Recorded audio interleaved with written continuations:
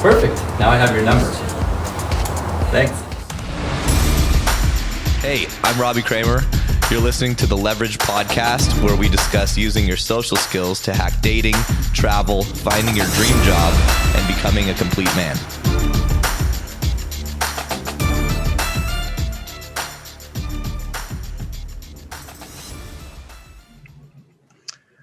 Hey guys, I'm back with a gentleman and amazing coach that I was had a lucky enough chance to be featured on one of his shows. He's got a great following on Instagram and a really influential coach on motivation. Just a really cool guy in general. His name is Will Moore. Will, welcome to the show, man. Thank you, buddy, for that warm intro. Appreciate it. Glad to be here, Robbie. You've interviewed so many people from a wide range of different topics. Motivation is obviously, I think, your bread and butter. And so I'd love to kind of get your take on that in a bit. I'm sure you've learned so much just kind of being in, within this industry and having a successful podcast and a show. But how'd you get started in this? What's your story? Yeah, so I had a tough kind of first half of my life. My parents got divorced when I was young, when I was 2. And my mom was an alcoholic, and she had a temper and a verbal and physically abusive temper, which wasn't fun at the time. And I kind of was trying to find my way, and I had a hard time. And we moved around a lot as well. And so by the time I was 18, I guess when I got to college, I was like your typical victim, sure that life was out to get me. There was nothing I could do about it, and yada, yada. I just kind of was ready to give up straight up. I was suicidal at that point. And I serendipitously discovered a book that was introduced to me by one of my professors. Thank you. I don't even remember his name at this point. I should, because it was such a life-changing moment. But it was called How to Win Friends and Influence People by Dale Carnegie, which is a lot of people are familiar with it. It's a classic self-help book, one of the first back in the 40s that kind of started the whole like, oh wow, there's a different way to look at the world. So to me, it blew my mind, because I didn't even know about self-help or any of these things, and I just was like, wow, there's a different way to look at myself, the world. And I just decided right then and there, I was like, I need to change everything. I was like, this is my rock bottom. Let's go. I got nothing to lose. So I just kind of scrapped everything, the way I'd been doing things. And I just kind of started using myself as a human science experiment. And I became an insatiable self-help beast. And I just was reading everything I could get my hands on, seminars and audio back then. Back then it was tapes, right? This is way back in the day. I won't age myself to tell you how about 25 years ago, basically. Okay. You look young, man. Well, thanks. So, and I just kind of slowly started rebuilding my life straight up, and it didn't happen overnight. But one step at a time, one day at a time, I started to improve in these different areas of my life that I've kind of been able to go through a lot and step back and sort of say, okay, what did I learn? Who am I? Why did this work? And look at all these notes I took over the years. It's these 5 core areas, my mindset, my relationships, my career, my finances, my emotional health and giving back, and my physical health. And those are these 5 main areas we all shared. If you can kind of get those working for instead of against you, using what I call the equation of life, which is your belief system plus your repeated actions plus time equals who you will become, then you're gonna, you're eventually it's gonna pay off. But what people want, we're living in this instant generation, people want it now. It doesn't happen that way. And you gotta slowly start working on things. Just like if you were to eat a donut a day, you wouldn't notice anything for the first couple days or week or even maybe month, but then all of a sudden you start, gaining weight, and then 10 years from now, that donut compounds, and maybe it's an extra 15 to 20 pounds type of thing. So that's the idea. And so it all involves your habits, and kind of that's what it all circles around. Like, what are the habits you've got in each of these core areas? What are the failure habits you have? What are the success habits you want to replace them with? And to me, that's kind of what I built kind of my life around. And then now that I was fortunate enough to exit my business, I had a delivery startup business. It was called Doorstep Delivery. very similar to what people know as Grubhub or Uber Eats, these types of DoorDash type of business. We started way before them. We were fortunate enough to exit in 2019. We sold for a combined $323 million. I didn't get all that, but I did get a good chunk of it. And so I never have to work technically for the rest of my life. And that just kind of put a different perspective on what it is I really want. What do I want to do? And that finance part, I was chasing that for so long. And part of it was like, okay, I'm going to become so filthy, stinking rich that everybody's going to feel terrible that was mean to me. And I'm going to make them all sorry that they were ever, right, that typical victim back in the beginning. Then as I started to evolve, I realized that's ridiculous. But I was kind of already on this like career finance track. And that became a big part of my life. And I don't regret that. But I see now how that's just one part of the equation, right? Your career in finance is 1/5 of the overall of your course, of the overall equation of what happiness is. And that money alone isn't going to make you happy. So it felt great to get that big paycheck, but then it was like, okay, now what? What's next? And so this is what's next.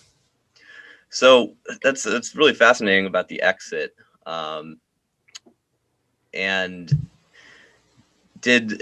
prior to that, were you successful, or had you built other businesses, or was it kind of like because obviously to have an exit like that, it takes, it's quite an accomplishment. So was it like a slow buildup to that, or were you kind of from like a rags to riches sort of deal? So I had gotten into real estate heavily. I was fortunate enough, like I said, I became this insatiable self-help beast, and I was reading everything I could get my hands on, not only about like how to become happier, but career and finance books like Rich Dad, Poor Dad, Think and Grow Rich, like tons of these types of books that just kind of shifted the way I looked at money, not just myself as well, and career, and like how you can use money to work for instead of against you, stuff they don't teach you in schools. So most of the stuff I teach people now, you don't learn in school, which to me is just like, don't get me started. Part of my mission in life is to help kind of change that system so that you are learning these basic skills to become a happy, healthy human, as you grow into adulthood. And part of being a success is financial and learning to get your money working for instead of against you. And whether you're sleeping or actually working for it, it should be growing. So I was fortunate enough to read these things on my own early on. And I got into real estate. I bought my first property when I was probably 21 using the techniques that I used in the book. And just ended up renting it out. I lived in it for a couple of years. I had my buddy helping pay my mortgage that was living with me. And then I basically rented it out thinking, let's just see how this goes. And I got way more for it than I thought I would. There was a bidding war because it was near my alma mater, my college, which was Rollins in Winter Park, Florida. And the college students were like, we want to be within a mile of campus with a pool. Is that a pool? And I was like, okay, there's something here. So I just compounded that, and I did it 10 more times. And so whether I did doorstep or not, I still had that on the side, and that's still, like, even if I never did doorstep, I would still have a nice, healthy retirement, because now most of my properties by this point are pretty much paid down. Yeah. And actually they're all paid down, because when I sold the company, I paid the rest of them down. But that's how, like I was saying, the law of compounding, you get some, you borrow money, get an interest rate, you got your mortgage. And if you can get more from your tenant than your mortgage is, then you're positive cash flowing. And it's the best scenario ever, because not only do you have extra money that you're getting to live off of, but they're paying down your morttage. You're getting they're buying the house for you. They're buying the house. I actually did the same thing, but I used Airbnb. And instead of buying places, I rented and sublet. This was back in like 2012, before Airbnb was a household name. And me and a buddy had a place in New York City, big place right in Union Square, and we were running poker games there. And we were like, let's put this place on Airbnb and see what we could get for it. We were getting $1,000 a night, and our rent was around $10K, I think. So usually we do between 20 to 25 a month. So then we just kind of expanded on that model. Got a bunch of places in New York, LA, went down to Miami as well, and kind of built it up that way. And that's one of the big things I talk about a lot on the show is real estate is such a great way to build wealth because other people are paying for your properties essentially. It's fantastic. Yeah, the Airbnb, I missed that boat. That was kind of after me. Or when I'd kind of stopped buying properties at that point. I had my 10 properties and I was happy with that. And then I got into my other business ventures. But yeah, it's a great way. Yeah, I did. I mean, I read Rich Dad Poor Dad as well. I think I was 20, but I was like, how am I going to get the money to pay for these, income producing assets? And luckily with Airbnb, it was kind of a hack where you didn't need to get the money. But smart. Yeah, but it's cool that you were able to do that, by that other model of obviously buying instead of renting and subletting, because that can be nowadays is a little bit tougher. Most landlords are pretty, privy or against Airbnb. But in terms of a lifestyle business, not in terms of building your lifestyle, I don't think there's a better investment out there besides, well, I don't want to say better, but real estate's a great one. Curious what a lot of the guys who are listening are really interested in, sort of, how to invest their money, how to build sort of a, what do I say? Just, they're all trying to set up a lifestyle. And you got married at a pretty young age, right? No, I was late by today's standards. Okay. I met my wife when I was, let's see,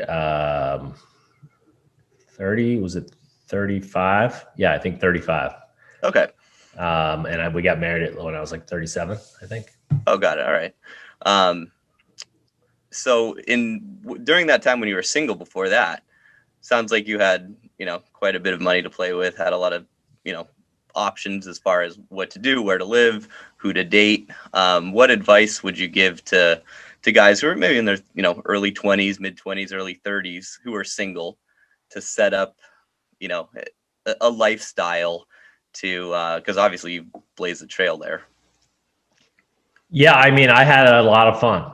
Yeah. I had a lot of fun, and I don't regret any of it. And I definitely recommend anybody, everybody's different. So there's not like a universal, like you should wait until this age to get married and but in general, I would say, you just got to go with your gut in terms of like, if you still have that itch of like, there's more to see, there's more to do.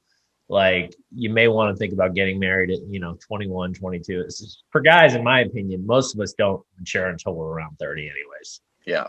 There's always the exceptions to the rule. But that's kind of, to me, my uncle years and years ago, when I was like 17 years old, I'll never forget. He looks at me and he says, listen to me and listen to me good. He says, you will not get married before the age of 30. Do you understand me? He's like, don't even think about it. Just promise me. And I just remember being like, sure. And then like, as I got older, I remember there was a couple close calls when I was in my 20s where, you're in love and they want to get married. And then it didn't play out. And part of me, I always had that in the back of my mind, like maybe I should hold off. Right. And I'm so glad I listened to him. I'm so glad, because I did. I just had a great time. I enjoyed my life and my friends and did my thing and went out and dated and had the full experience. But then at a certain point in everybody's life, you got to say, okay, it's like, if you want kids, if you don't want kids, it's a different story. But if you want a family and if you want kids, which I did, you sort of say, okay, like, what do I need here to make sure, like, when I have kids, like, I'm not going to be constantly stressed out about where my next paycheck's coming from. And I can give, like, I have a solid foundation that I can give my family. Cause I think having kids is stressful to begin with. It's the best thing in the world, but it's also the hardest thing in the world. And so having your ducks in a row and being financially stable, I think is a big part of the equation to make sure that you get through it. Yeah, for sure. Sounds like, so you waited till you were 37, you said? Yeah. Yeah. And then had kids you had kids at 37? I was 39 when I had Wyatt. I've got two kids. I've got two boys. I've got Wyatt, who's just about to turn 5. And we have the same birthday month. So I'll be 45 and he'll be 5 in next month. And then I've got a 2-year-old as well. So yeah, I was 39. No, I just turned 40 when I had Wyatt. Nice. Just turned 40. Yeah, when I had my first son. because I'm 38, I'll be 39 in June, and I'm getting the itch. I've had a girlfriend for about 7 months, and I think she's the one. So, Nice. I've had. Did she know that? Yeah, she knows. she's Nice. she's a lot younger than me though, so she just turned 22. Yeah, but it's fun. It's age is just a number. My wife's 10 years younger than me, and she's more mature than I am. So oh yeah, age is I'd say she's also more mature than I am, even though she's 17 years younger, but in a lot of ways. Nice. Yeah. Did you have, when you're, because it can be tough for a lot of guys kind of in their late 20s, early 30s. All my friends started getting married and having kids. And there was a lot of pressure, not pressure directly, but sort of just the pressure from, that's what you're supposed to do. And kind of feeling like, oh, if I don't have kids when my friends are going to have kids, I might miss the boat on that sort of thing. Did that occur for you as well? Did you feel any of that pressure around that time, or you had friends that weren't really? It's funny. I'm rereading James Clear's Atomic Habits. Have you read that? Great book. Amazing. Yeah, it is a great book. And I just read the part where it talks about, you're reducing friction by making things. It's just the chapter of obvious or attractive, and the part about how we tend to do the things evolutionarily speaking from back in the prehistoric time. Like, we were safe in numbers, so we do things that the people around us are doing, and those are the habits we tend to develop, good or bad, right? I was fortunate enough where I actually was the norm in Florida. I was living in Orlando, Florida at the time, and most of my guy friends were either my age or a little bit younger, and so like mid-30s, and we were all still pretty much single. And we all kind of got married right around the same time, like mid to late 30s. But it's a great question, because then you look at a lot of people, like Midwest especially, like a lot of people get married really early, like they're young to mid 20s, and it's kind of like, I definitely see that there's that pressure when everybody else around you is getting married, like, oh, I guess I should too. And that's a real thing for sure. Yeah. It's you just have to find friends that are more your speed, I guess, which is kind of what I did. I just kind of shifted my my group of friends, and right. If you're not ready, you're not ready. So don't just conform because you think you should. Hang out with Did you do much traveling in your 30s? Or? It is one regret I have. I didn't have the itch to travel at all for some reason.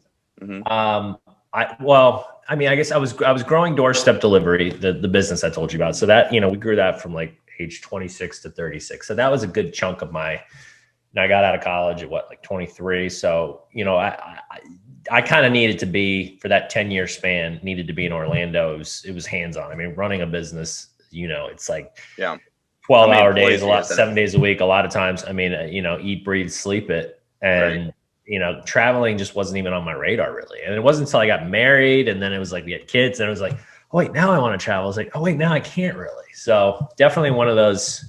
Well, it's interesting.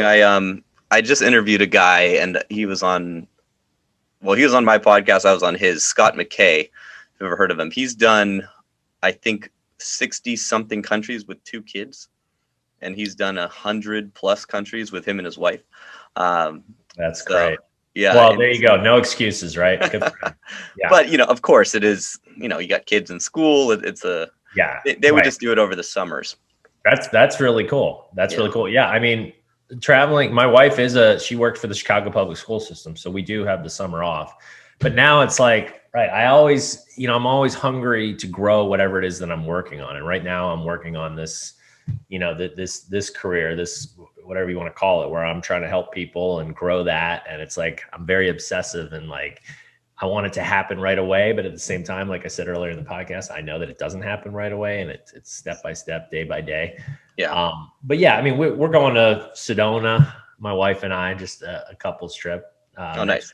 For a week. And, we do little things like that, but I would love to do like a real trip. I think the youngest one's a little too young. He's not quite 2 yet.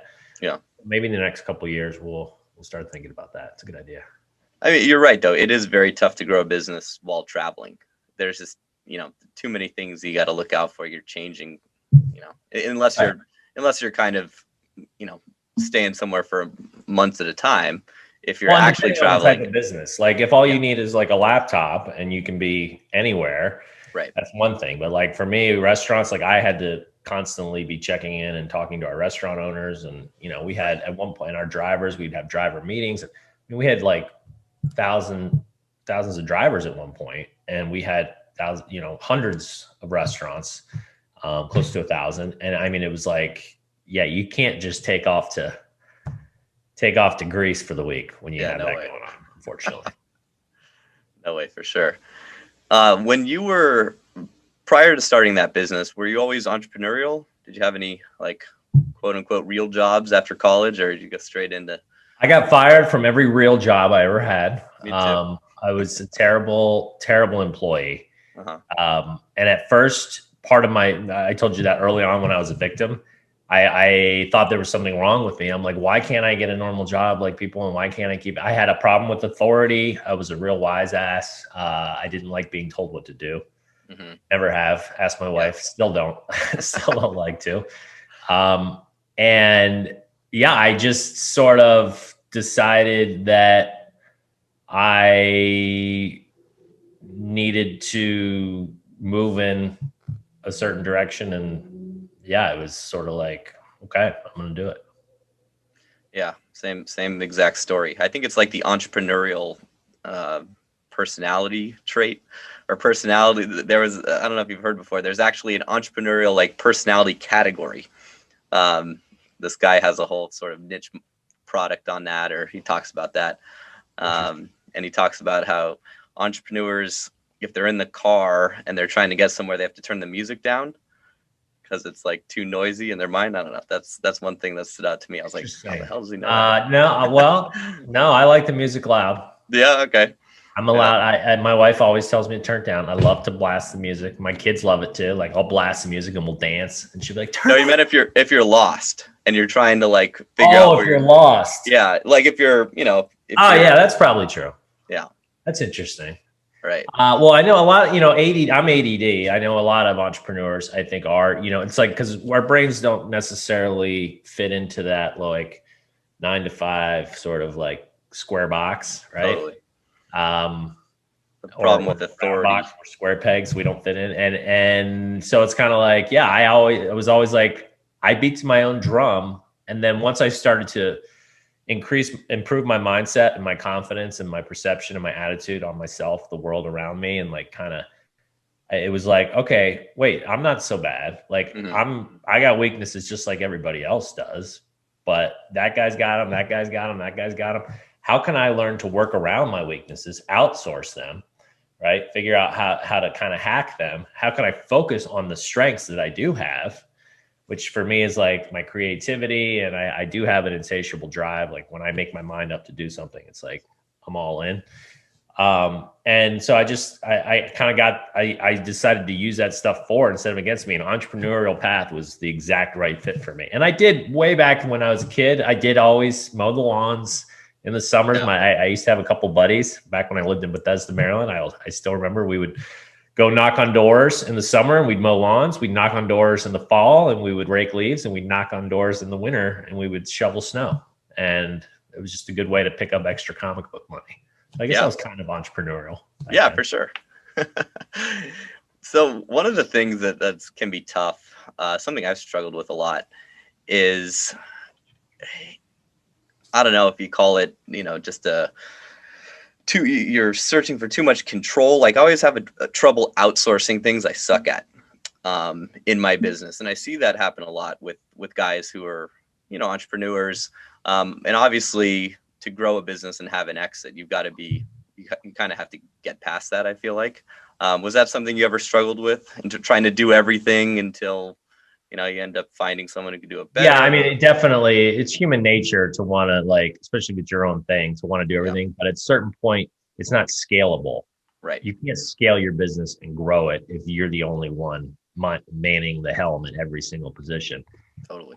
So in control, that it's hard for me to relinquish control, especially when I'm like, well, I can do it better than them. Why not? Because that's not the best use of my time. Right.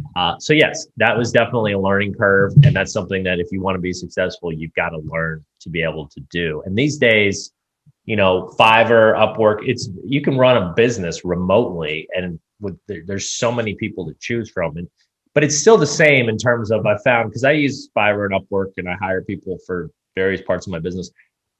At the end of the day, though, it's still hard to find good people, just like it always was. And I look at that as one of my main jobs, whatever I'm doing at my old business and this business, is that hiring the right people, getting the right people on the bus and getting the wrong people off the bus is like is at the very top priority list. Because when you have the right people on, and they can just help you tremendously to grow. And if you're synergizing and you guys have the same, they're treating the business like their own, versus constantly trying to stay on somebody, constantly, why didn't you do this? Like they're not into it. Like there's just no way you're going to be able to grow as a team that way. So I look at that as like part of my job, versus a lot of people look at it like, oh God, I just need to hire somebody. Or I just need, and it's like, no, you need to get the right person. And if they're not working out, you got to get rid of them immediately. Like, don't let them suck the soul out of you and your business and your energy and your time and waste it. For sure. So what are your current habits? Let's talk about that real quick, because that's, I know, a big part of your premise. And also James Clear and Atomic Habits is a book I recommend to everyone. That really helped me get through a difficult period in my life about 3 years ago, where I was just kind of like wrapped up in this world of partying and, going on yachts and doing crazy stuff. And then I realized I'm like, 20 pounds overweight and really poor health and neglecting my business. So on the outside, on Instagram, it looked pretty cool, but I was actually feeling like shit about it. So, and figuring out the right habits and slowly, as you mentioned earlier in the interview, implementing those over time isn't sexy or necessarily fun, but it really pays off down the road. Right. Absolutely. I've got my 10 habits here that I'm working on. I always have habits that I'm working on. And that's part of the fun. It's like, if you're not working, if you're not growing in an area of your life, like, where's the fun in that? It's like, you're not growing, you're dying, right? There's that old saying. To me, that's true. If you're stagnant, if you're not moving towards something physically, mentally. So I constantly, I like to play a game, and I'm like, all right, how long is it going to take for me to nail this habit? And some habits I've never been able to fully nail, but I've gotten way better at them. Like dwelling is a perfect example. I've got that still on my list here. That's been on my list for years. And for whatever reason, I've gotten way better at it. I used to dwell really badly. Like if something bad would happen, like something like financial, like one of my stocks went down a ton, or something bad happened with the business, or I got in a fight with my girlfriend, or, whatever. Like I would just really just like go into this dark cave and just be your typical victim, like I was back in college. And I would let it get to me and just sort of pour me like, why does the world have to be like this, like type of attitude. And it's just like, that's so ridiculous, because you can't control things in life. They're going to happen. And so I've gotten way, way better at that. But I do still catch myself in moments, but I'm much better at snapping out of it now. That's the difference, right? It's like the old me would have just wallowed in it. And it feels good to wallow in your misery, like short term. It feels great. Yeah. But if you give into that, it's a slippery slope, because then you're just, you're just feeding into that negative energy and negativity and negative momentum in your life, versus like, okay, that sucked. What did I learn from it? How can I become bigger, better, faster, stronger, smarter? Okay, got it. It doesn't mean you have to jump up and down and celebrate whatever happened, because that's not realistic, but you get up quicker. You just you move forward. So I habits constantly. And another one I have here is shorten, simplify, stop adding. I tend to, I told you I used to be this note creator back in the day when I started reading self-help books. I still am. I tend to create lots of notes and lists and stuff. And like, okay, I'm going to categorize this here and this here and this here. And then what ends up happening is I've got so many lists and notes that I don't end up going back and doing certain things, versus just taking the action and not writing it down and just doing it. Mm-hmm. That's another habit I'm working on. I should add that one to my list. So another problem. Yeah, just do it. Just take the action. Just do it. Don't think about it. Don't keep writing. Like like posts, for instance. I'm trying to like get better at posting with my social media. And I have this block, and I keep like I'll write down tons of ideas, and I have like reams of ideas of like, oh, this would be a good post. But I'm not doing them regularly enough. So I've got way more ideas. And if I would just start doing them, I would get better at them. And, you're not going to get better at something if you don't just do it. For sure. Do you, where do you still use mentors or kind of education in your, personal life or business? Is that something that you kind of utilize a lot, or do you feel like you have got most of the answers figured out? You just need to take more action? I mean, I was talking to somebody, I mentor several people. I never had a mentor. I wish I had. I think that I would have elevated my life even quicker, but I don't regret anything that happened in my life. So maybe I shouldn't say I wish I had. It would have, I wonder how it would have been different if I'd had one. I think having a mentor is a great thing. Just having somebody that's been through stuff that you haven't and wants to genuinely help to give you advice, to say, hey, I went through this. This is what happened. This is how I learned from it. Let me help you. And I talk to, I can see how I'm helping some of these younger guys. And I've got 3 or 4 guys from my college, actually, because I won this award from my college this year. I went back, and part of it was I met with several students, and I hit it off with these students to kind of coach them then. And I've just kind of kept doing it. And it's just really neat to see them evolve in their lives. And sometimes I'll be coaching them, and I'll catch myself and be like, damn, I wish I knew that at their age. Right. So I'm all in on coaching and having mentors, but I just personally just never had one. Got it. What does your business model look like right now in terms of your coaching content you create? There's no business model. So okay. I am earning $0. Mm-hmm. I don't have anything that I'm selling. But I've got things that I've been working on that I will sell in the future, but that's not why I'm doing them. But you know, if I can at least break even at some point, then great. I mean, it's really cool. Obviously you don't need the money. Right. Well, like I said, I don't, but at the same time, I don't want to just keep throwing money out into the universe and not getting anything back. I mean, that's part of the whole growth process, the whole career thing. It's like, yeah, okay, you got to have goals. Like, okay, I'm here. I want to get to here, and I want to actually start, at least breaking even. So I have a curriculum that I'm working on. Like I said, I coach people, but I do it at this point, it's for free. It's just me learning what works and what doesn't. So I'm just gathering knowledge and data and to put into my course and make sure that when I do start charging people, I'm giving them the absolute best possible experience that they can get. And yeah, I mean, I'm just, and my app is super excited. I've been working on that for 2.5 years, and that should be ready in the next, I'm hoping 2 to 3 months, which is sort of a gamification version of tracking your habits. So it's really cool, making it fun and exciting and getting you addicted, just like you do to these video games and social media. But in mine, when you level up on screen, you're also leveling up in real life. So you're like this rocket ship, and you have your 5 cores, which are the cylinders of your engine, of your rocket ship. And in order to fly out and get off of Earth's gravitational pull, you have to start building your habits and start holding yourself accountable.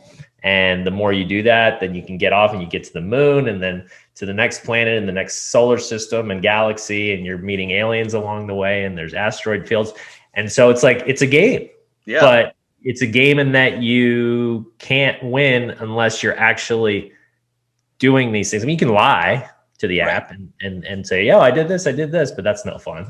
So you actually have to improve your life, and it makes it fun and addictive. That's the idea anyways. We'll see how it goes. But that's my number one priority, is to make it addictive, just like social media, and using these same science and technology that these companies like Facebook and Google use to get us hooked. Right. But in a good way. For something good. That's really interesting, because I have a curriculum that I take my clients through for their dating lives and social lives. And I've tried to gamify it quite a bit. They start at like a white belt, then they go through like the karate belts, try to get up to black. And there's different milestones along the way to graduate from belt to belt, and different habits that you have to build. But I would love something that was in an app, something that could track it, because the difficult thing for me is keeping track of where everyone's at, getting them to like, I track all their habits and like a habit tracker, and we can all see each other's habits, which is cool. Right. But people get kind of lost in the shuffle, or they're like, oh, no one's really watching if I'm doing this. So sometimes accountability, you got to have the accountability. Right. Exactly. Absolutely. Yep. And my first beta is not going to have it, but my second version is going to have a social component to it. Mm-hmm. Well, the first version will have a scoreboard, so you can see like where you stand against all the other app users in terms of your momentum points, which is kind of fun. But the second version is going to take it to the next level, and you'll actually be able to interact more with other people and kind of hold each other accountable. Like, hey, we're working on the same habits over here. Let's help each other, type of thing. Because that, the accountability part, it's everything. And it's we can all raise our hand and say, yes, I should do this, I should do that, and put it on a piece of paper. But actually following through with it's not going to become a habit, as you know, until you've taken that action enough times to where your brain goes, okay, got it, autopilot, don't need to worry about it anymore. Because habits don't care if they're good or bad, helping or hurting us. They're going to do their thing no matter what, right? And so if it's hurting us and building that negative momentum, you got to go, ugh, and there's that front-loaded work to get rid of it. It's not going to be easy, and you got to work, and you got to, make a commitment to yourself and hold yourself accountable until you've been able to get that monkey off your back. And then you got those tailwinds behind you, and they're on autopilot. And then you don't have to think about those, just like you weren't thinking about the bad habit that was hurting you. Right. And so that's kind of my whole system, is like getting as many of those going for you and getting rid of as many of the ones that are working against you in each of these 5 core areas.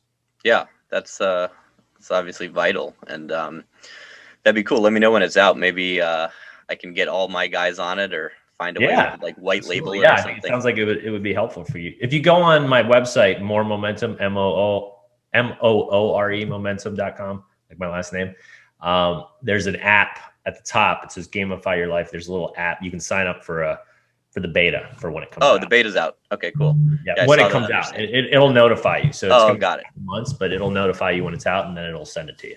Cool. And you have a cool free giveaway on there as well. Something else, right? There's a quiz you can take, which is to see where you currently stand in each of your 5 core areas. Just a real quick quiz. And then after you take that, it feeds you into, there's an ebook that I have that kind of the stuff I'm talking about. It's sort of the first stages of starting to stop your failure habits and replace them with success habits. It's just some tips to get you going. And then when the app comes out, that'll be the next logical step for people to be able to use that as well as the course. Cool. Anything else in terms of where guys can get more stuff from you or connect? No, my website, like I said, moremomentum.com. And then, our Instagram page, we have over 400,000 followers. It's 5 Core Life with the actual 5. And so that does well in terms of people we play viral videos and stuff of people just living their best life, living the 5 Core Life, having fun, motivational stuff. And then I do a lot of interviews, just like you're doing with me now. I do with other people, and I put little clips on there, and I do my little takes on life and say, hey, let's do this together. Let's habit hack. Life is a game. Let's make it a game. Let's make it fun. And let's figure out how to gamify the process of stopping those bad habits and replacing them with the good ones. So that's what it's about. Yeah, man. Well, thanks so much, Will, for coming on and sharing your wisdom and your really interesting story. I'm sure every guy listening to this is like, dude, that guy's got a pretty sick life. I'd like to emulate that. So check out his stuff, guys. Good stuff. Well, that's nice of you. Thanks, buddy. Thanks, Robbie, for having me on. This has been great. I appreciate it, bro. Yeah, man. Thanks for listening. If you want more, go to innerconfidence.com, and don't forget to subscribe to this podcast for the latest episodes.